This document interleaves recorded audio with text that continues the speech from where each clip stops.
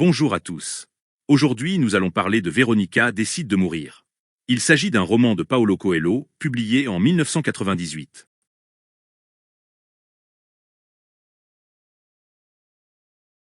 En Slovénie, le 21 novembre 1997, Véronica, 24 ans, décide de mourir dans une chambre qu'elle loue à des religieuses.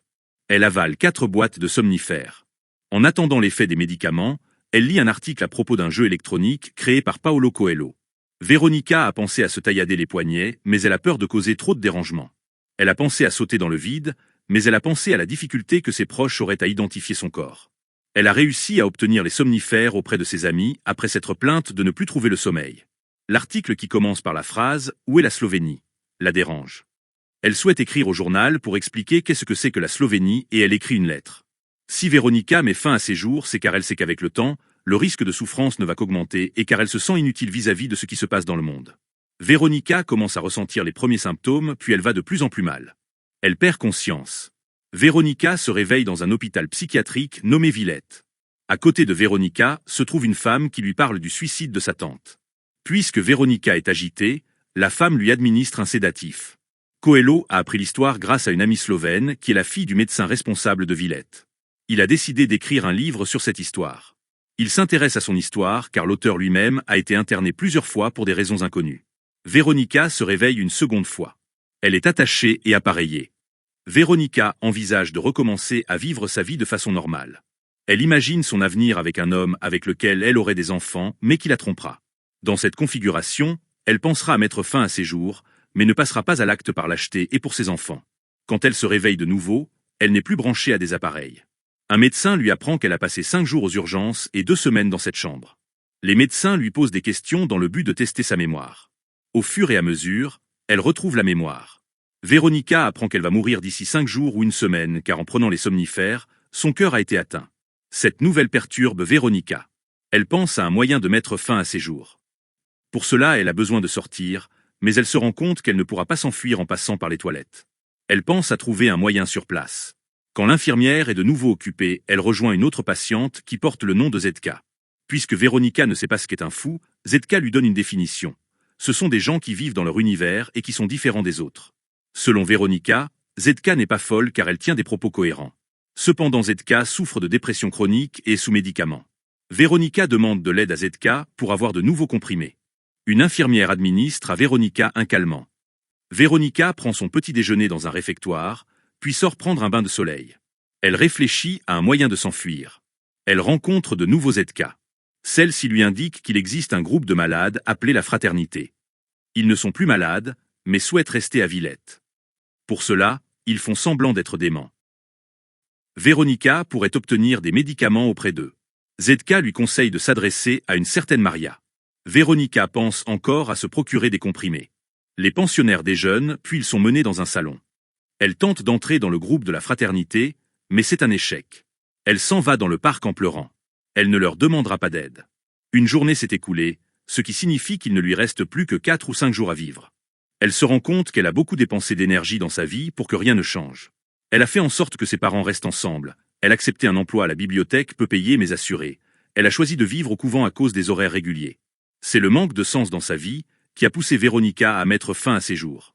Elle se dirige auprès du groupe du salon et met une claque à celui qui semble être le chef. 3 jours plus tard, Véronica s'est adaptée à la routine de Villette. Elle sent que son cœur est en train de s'affaiblir. Zetka invite Véronica à venir voir en quoi consiste le traitement dont elle est assignée. Zetka va recevoir une dose d'insuline qui va la mettre dans le coma. Le regard de Zetka devient vitreux. Véronica est scandalisée par la méthode employée. Zetka a la sensation d'être détachée de son corps et de flotter dans les airs. Elle peut alors aller là où elle le souhaite. Elle est en voyage astral. Zetka aime se retrouver dans cet état. Elle sait que le docteur Igor va bientôt lui donner son bulletin de sortie. Elle se projette dans sa vie future en dehors de l'hospitalisation et elle est capable d'en voir les points positifs. D'après certains médecins, la dépression serait due à un manque de sérotonine.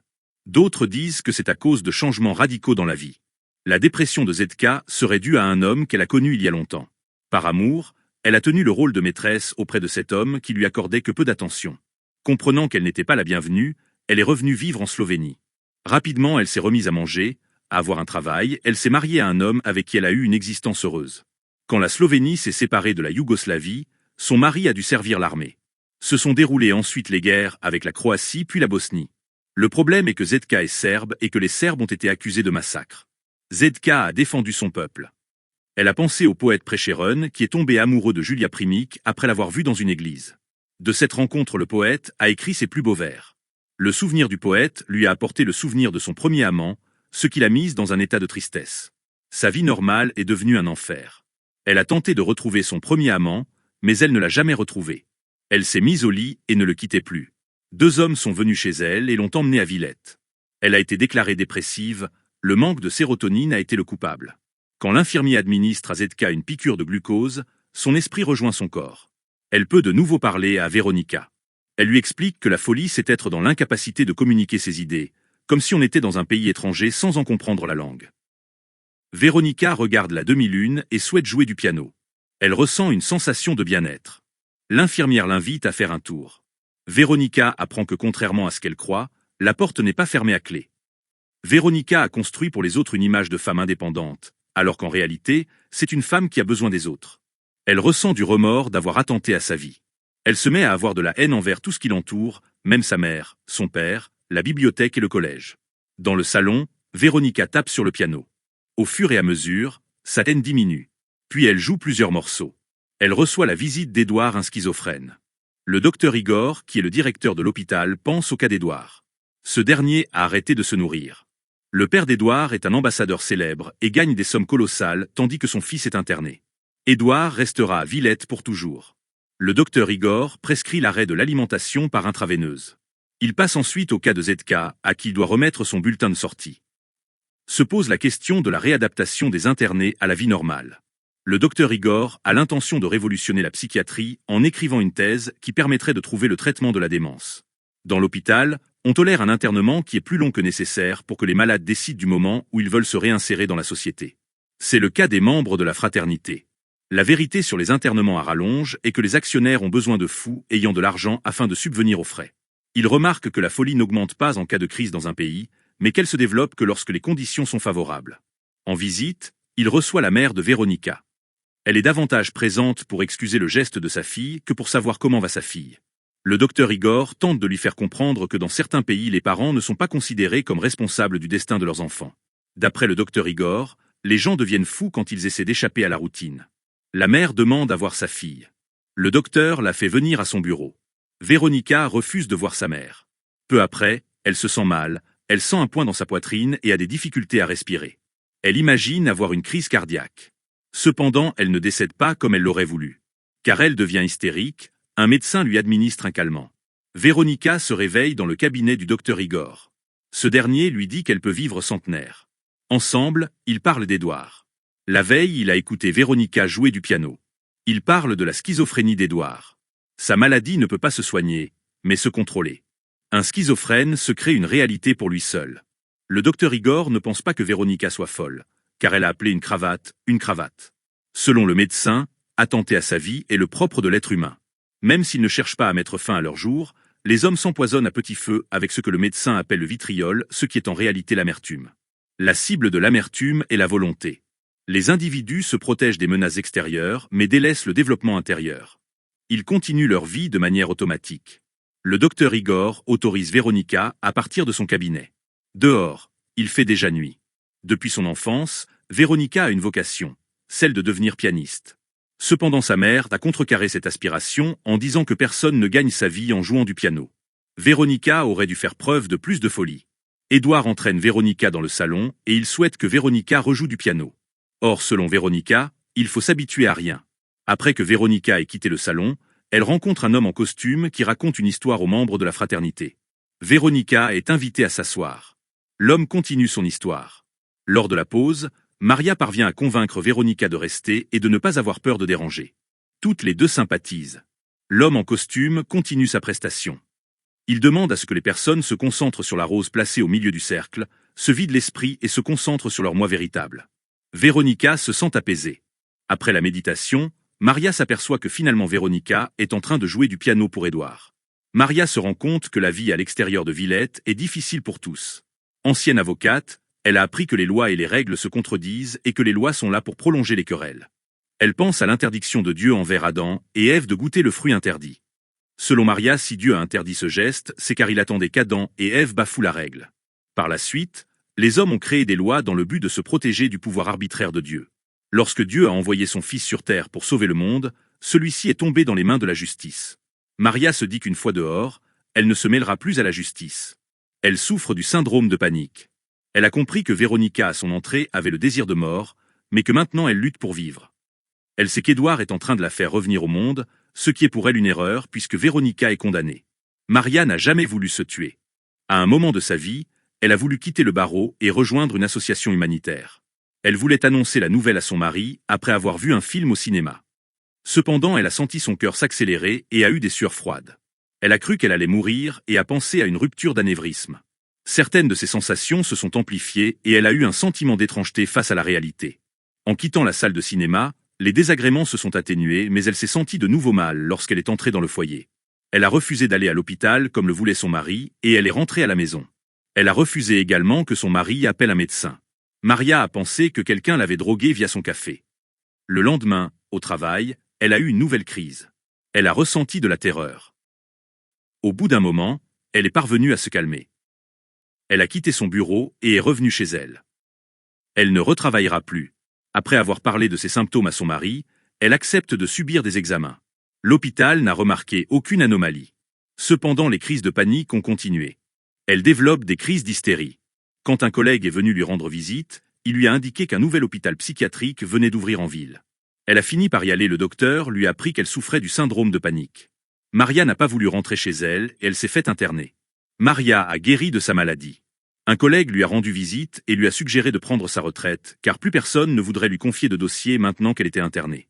Maria aurait préféré partir à la retraite d'une autre façon. 2 jours plus tard, un autre avocat est venu lui faire signer des papiers car son mari demandait le divorce. Maria a dit qu'elle ressentait de nouveau les symptômes de panique. Le docteur Igor savait qu'elle mentait, mais il a prolongé l'internement. Véronica est fatiguée et a envie de se coucher. Elle explique à Édouard qu'elle aimerait partager d'autres choses avec lui que la musique. Édouard est un homme dont elle pourrait tomber amoureuse. Elle tente une approche, mais Édouard veut seulement qu'elle joue du piano. Véronica se déshabille puis se met à se faire plaisir. Elle a plusieurs orgasmes. Elle semble avoir sorti un peu de son monde Édouard qui a de la tendresse dans ses yeux. Pour remercier Édouard, Véronica se remet au piano. Le lendemain matin, le docteur Igor trouve Véronica dans sa salle d'attente. Il lui fait prendre l'injection qu'elle n'a pas eue hier soir. Quand elle demande combien de temps il lui reste à vivre, le docteur lui répond 24 heures ou moins. Véronica a 2 requêtes. Elle veut rester éveillée pour pouvoir vivre tout ce qu'elle n'a pas vécu auparavant et elle souhaite aller dehors pour faire des choses qu'elle n'a jamais faites. Le docteur Igor lui conseille d'aller dormir, ils reprendront cette conversation plus tard. Le docteur Igor reçoit ensuite Zetka. Édouard souhaite parler à Véronica de ses secrets. Lorsqu'elle a joué du piano pour lui, il a eu de nouveau ses visions du paradis. Il la suit jusqu'au dortoir, mais un infirmier lui barre le passage et Véronica dit vouloir dormir. Édouard se sent attiré par Véronica. Lors du bain de soleil, il souhaite parler à Maria, mais celle-ci semble vouloir rester seule. Il ressent le désir de s'enfuir de Villette et d'aller à Belgrade. Il rejoint ensuite les membres de la fraternité, mais il a rapidement assez des conversations dans lesquelles les internés pensent avoir la vérité alors qu'ils passeraient pour fous dans le monde extérieur. Il parvient à convaincre Maria de lui parler. Maria et Édouard vont dans le parc. Elle convainc qu'il est temps de partir. L'arrivée de Véronica et sa mort prochaine les poussent à se questionner sur leur présence dans cet hôpital. Maria s'est mise à réfléchir à quelle serait sa vie à l'extérieur. Elle ne veut plus reprendre son métier d'avocate, mais veut convaincre les gens de vivre. Quand Édouard dit au bibliothécaire qu'il veut sortir de Villette, il est embarqué par 2 infirmiers. En passant par le salon, il provoque l'agitation des autres patients. Le bruit réveille Véronica qui va voir ce qu'il se passe. Édouard prononce le prénom de Véronica. Pour la première fois, Édouard parle à Véronica. Cette dernière l'accompagne. Édouard est amené à l'infirmerie pour lui faire subir une sismothérapie. Zetka vient à l'infirmerie pour dire adieu à Véronica et à Édouard. Zetka note que Véronica est amoureuse d'Édouard. Zetka lui parle de ce que sera sa vie en dehors de Villette. Elle osera faire des choses qui la feront passer pour une folle, mais cela lui sera pardonné car elle sort de Villette. Maria vient voir le docteur Igor. Elle lui demande si elle peut partir d'ici. Le docteur Igor lui fait remarquer qu'elle revient d'elle-même lors de ses sorties et qu'elle est guérie de son syndrome de panique depuis 3 ans. Cependant, il dit que Maria n'est pas guérie, car elle est différente des autres tout en voulant leur ressembler. Il fait comprendre que la normalité n'est qu'une question de consensus. Maria dit qu'elle est restée plus de temps que nécessaire à Villette, car elle n'envisageait pas de mener une autre existence. La mort prochaine de Véronica l'a aidée à comprendre sa vie. Elle souhaite partir pour le Salvador pour s'occuper d'enfants. Le docteur Igor lui fait remarquer que des gens bien plus proches ont besoin d'aide et il lui remet un bulletin de sortie. Lorsqu'Édouard reprend conscience, il s'aperçoit que Véronica est restée à ses côtés. Une infirmière vient faire une piqûre à Véronica. Cette dernière interroge Édouard sur ses visions du paradis. Édouard se souvient de sa vie à Brasilia, ville dans laquelle il a vécu à cause du travail de son père. À cette époque, il avait du mal à communiquer avec autrui, qualité qui était indispensable pour ses parents qui voulaient en faire un diplomate tout comme son père. Quand Édouard s'est mis à fréquenter une Brésilienne prénommée Marie, ses parents ont été soulagés. Cependant sa mère s'est inquiétée quand elle a remarqué que son fils était de plus en plus amoureux, alors qu'elle aurait voulu pour Édouard une fille de bonne famille, et quand elle s'est aperçue qu'Édouard avait un comportement étrange. Le père a commencé à s'inquiéter pour son fils quand celui-ci a voulu partir avec Marie en bicyclette afin de se trouver dans un gisement de cristaux qui transmettait une bonne énergie. Peu après, il a un accident à vélo, lors duquel il se sent paralysé. Hospitalisé, Édouard a eu les 2 jambes et un bras dans le plâtre. Au cours de cette hospitalisation, Édouard a commencé à se détacher de la réalité. On lui a offert un livre traitant des visionnaires qui avaient leur propre idée du paradis. Édouard a souhaité devenir peintre pour montrer à autrui les visions qu'ont eues ces personnes. Sorti de l'hôpital, Édouard s'inscrit lui-même à des cours de peinture et se met à fréquenter des artistes. Cela a inquiété sa mère qui a pensé que son fils a été atteint au cerveau lors de son accident. Son père a pensé que cela passera à son fils, mais Édouard s'est accroché à son objectif. Le père d'Édouard a fait faire des tests à son fils. Sa santé ne comportait pas d'anomalie et il ne se droguait pas. Le père a essayé de convaincre son fils de finir ses études avant de devenir peintre. Cependant, Édouard n'a pas voulu faire passer la peinture au second plan. Contrairement à ce que croyait son père, Édouard n'a pas changé d'avis. Après une conversation avec son père, Édouard s'est détaché de la peinture. Cependant, cela l'a mis dans une position telle qu'il ne pouvait plus ni avancer, ni reculer. Édouard a été diagnostiqué schizophrène et a été interné à Villette. Véronica ne souhaite plus quitter l'hôpital afin de mourir ailleurs. Elle voudrait mourir en regardant le visage d'Édouard. Celui-ci propose à Véronica de partir tous les 2 de Villette. Lors du dîner à l'hôpital, il manque 4 personnes, Zetka, Maria, Édouard et Véronica. Les patients pensent que Véronica est décédée. Après le dîner, les membres de la fraternité apprennent que Maria est partie définitivement, mais cela les émeut peu car Maria n'a jamais compris qu'ils étaient heureux à Villette. Maria a laissé un mot. Dans celui-ci, Maria a écrit que le monde extérieur est le même que le monde à l'intérieur de Villette. Les gens se protègent eux aussi derrière des murailles. Maria va se rendre en Bosnie afin d'apporter son aide à des personnes. Véronica et Édouard se trouvent dans un restaurant et commandent les meilleurs plats et les meilleures bouteilles. Car ils sont trop bruyants, le patron les fait sortir. Véronica encourage Édouard à reprendre sa peinture. C'est selon elle, la seule raison pour laquelle il est venu au monde. Édouard et Véronica s'endorment dans les bras l'un de l'autre. Édouard est réveillé par un garde. Il remarque que contrairement au pronostic, Véronica est encore vivante. Un infirmier apprend au docteur Igor que Véronica et Édouard ont disparu. Le docteur Igor a réussi son expérience. Il est parvenu à inculquer la conscience de la vie grâce à la conscience de la mort. Il a administré à Véronica du phénotal afin de simuler les effets des crises cardiaques. Véronica, en songeant à la mort et à sa vie, a éliminé le vitriol de son corps et elle ne répétera pas son geste. L'expérience menée par le docteur Igor n'a pas des effets seulement sur Véronica, mais aussi sur d'autres patients. Avec Véronica, Zetka, Édouard et Maria, nous avons 4 personnages qui ont des pathologies différentes. Véronica est suicidaire, Zetka est dépressive, Édouard est schizophrène et Maria a souffert du syndrome de panique. Le roman parle des différents traitements que subissent les patients. Il y a les médicaments, les injections, le choc insulinique et l'électrothérapie. Des traitements ne semblent être là que pour une mesure disciplinaire. Véronica en a quand elle est trop agitée, Édouard en a quand il dit qu'il souhaite sortir de l'hôpital. 2 méthodes ont l'air particulièrement inhumaines. C'est le cas du choc insulinique et de l'électrothérapie. Véronica assiste au choc à l'insuline de Zetka et elle assiste à la séance d'électrothérapie d'Édouard. À chaque fois, elle est scandalisée par l'effet que ces méthodes ont sur le patient. Étrangement, les patients ne partagent pas cette vision. Zetka est heureuse de ces chocs insuliniques, car ils lui permettent de sortir de son corps et de flotter dans les airs en quelque sorte. Édouard remarque que les électrochocs ont de moins en moins d'effets négatifs au fur et à mesure qu'ils sont utilisés. Les électrochocs sont aussi utilisés comme punition. Les infirmiers savent qu'en les utilisant sur Édouard, ils parviendront à le rendre calme, mais aussi que cela rendra plus calme les autres patients. Véronica, Édouard et Maria ont tous des aspirations, mais celles-ci ont été contrariées. Véronica voulait devenir pianiste, mais sa mère n'a pas voulu que sa fille concrétise son rêve. À Villette, Véronica peut rejouer puisqu'un piano est présent dans le salon. Édouard a voulu devenir peintre afin de représenter les visions du paradis. Cependant sa famille ne l'a pas laissé faire et voulait qu'il devienne ambassadeur tout comme son père. Un parallèle est évident avec la vie de l'auteur. Même si Véronica l'encourage à reprendre la peinture, on ne sait pas si Édouard s'y remettra. Maria en avait assez de son travail d'avocate et voulait travailler dans l'humanitaire. Cependant sa maladie a mis entre parenthèses cette envie. À la fin du roman, Maria part de Villette afin de se rendre en Bosnie pour aider la population. La méthode du docteur Igor est spéciale. Il fait croire à Véronica que son cœur est endommagé et qu'elle va mourir dans les jours qui viennent. Ceci est bien sûr faux. Pour que la maladie imaginaire ait l'air vraie, Véronica reçoit plusieurs fois des piqûres qui contiennent un produit qui provoque des symptômes ressemblant à ceux d'une crise cardiaque. Le but du docteur Igor est de faire croire à Véronica que sa vie est limitée, afin qu'elle prenne plaisir à vivre et qu'elle ne tente pas de mettre de nouveau fin à ses jours. Dans le roman, la méthode fonctionne puisque Véronica va vivre intensément durant ce qu'elle croit être les derniers jours de sa vie. De plus, le traitement de Véronica aura une influence sur 2 autres personnes. Il influencera Maria qui acceptera de sortir de Villette alors qu'elle restait confinée à l'intérieur par peur du monde extérieur. Maria finira par accomplir un de ses rêves qui est de travailler dans l'humanitaire. Le traitement de Véronica changera aussi Édouard. Ce dernier va tomber amoureux de Véronica, sortira de son monde et parlera alors qu'auparavant il ne parlait qu'à Maria. Cependant la technique du docteur Igor est discutable. Il a tout de même fait croire à une jeune femme que ses jours étaient comptés alors que ce n'était pas le cas. Il a trompé Véronica en lui administrant du phénotal. Il la manipule afin d'arriver à son but et d'avoir un cas à noter dans sa thèse. De tout le roman, le docteur ne dit jamais la vérité à Véronica. Sa méthode aurait pu ne pas fonctionner. Au début du roman, Véronica cherche un nouveau moyen de mettre fin à ses jours. Sa mort qu'elle croit prochaine la réjouit, car mourir était ce qu'elle souhaitait.